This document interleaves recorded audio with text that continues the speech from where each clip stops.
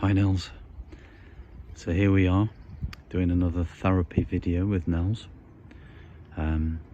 Beautiful backdrop in the background there in Spain. This is Los Lagos de Santa Maria golf course in Alveria, which is quite near Marbella, the city of Marbella, just along the coast. And we're on a bridge which crosses over the middle of the golf course.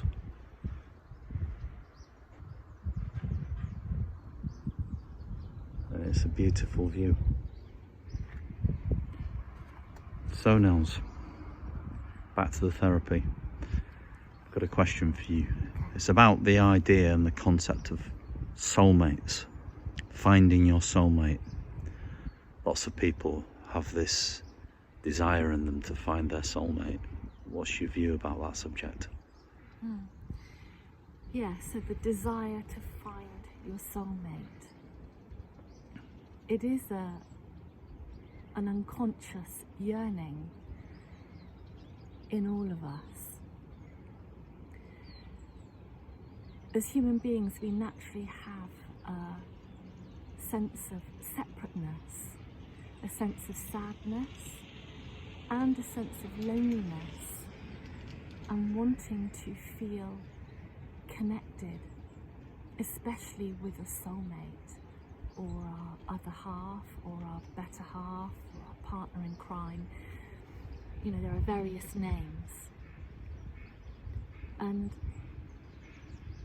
we have certain beliefs that we've all been brought up with from childhood, from society and adults, things that we believe to be true.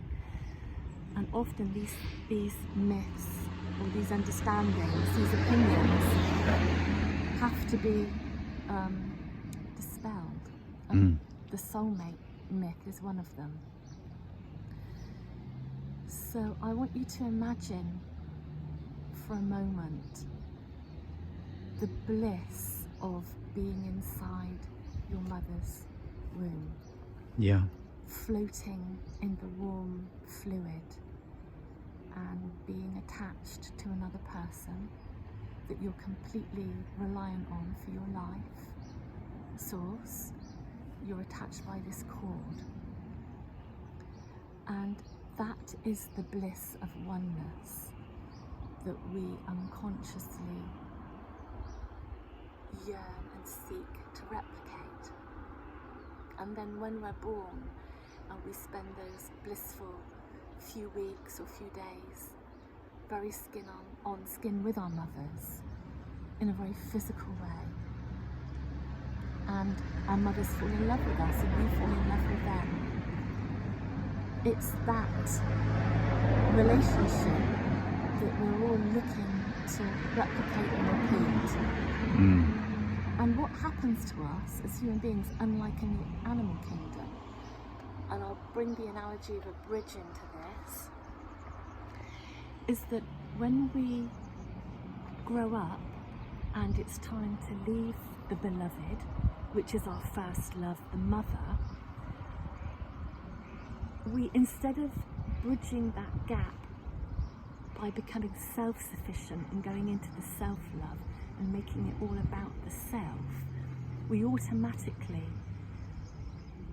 seek outside of ourselves to replace the beloved with another beloved, with the soulmate, very much to our detriment. Right.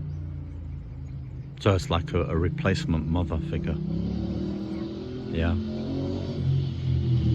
It's a replacement soulmate. Yeah. To join as one.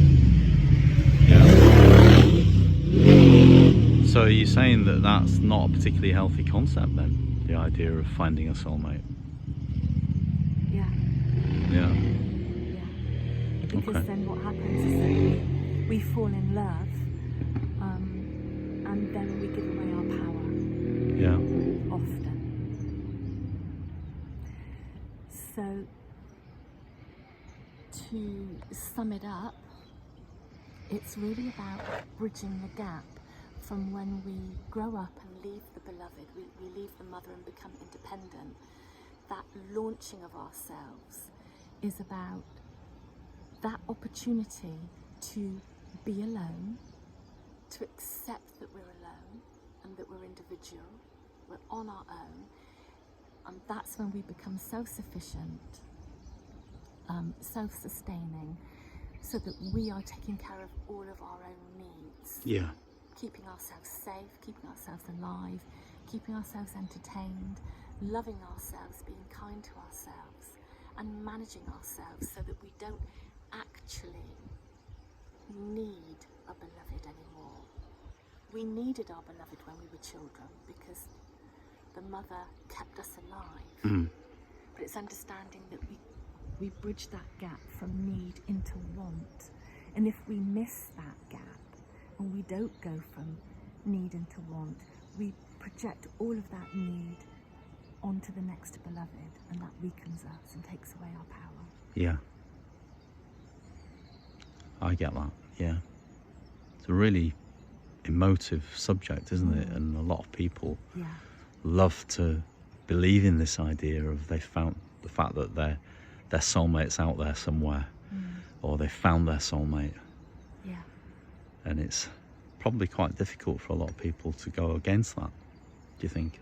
Yeah, there are many, many things that we were taught as children that actually put us completely in the wrong mindset. And I find myself in therapy often having to disillusion or dispel a lot of these myths and replace them with new ways of thinking, new formulas, which are all quite simple and easy in some ways, but very difficult to rewire the brain when you've thought a certain way for so long. Yeah. Okay, so what would your parting shot be on that search for a soulmate? Not to think that way, and just to think about loving yourself instead. Yeah, absolutely, that's where it's at. It is all about being selfish, self-contained, and taking care of yourself so that you can replace the need with I want. Yeah. Great. Well, hopefully this will help some people out there.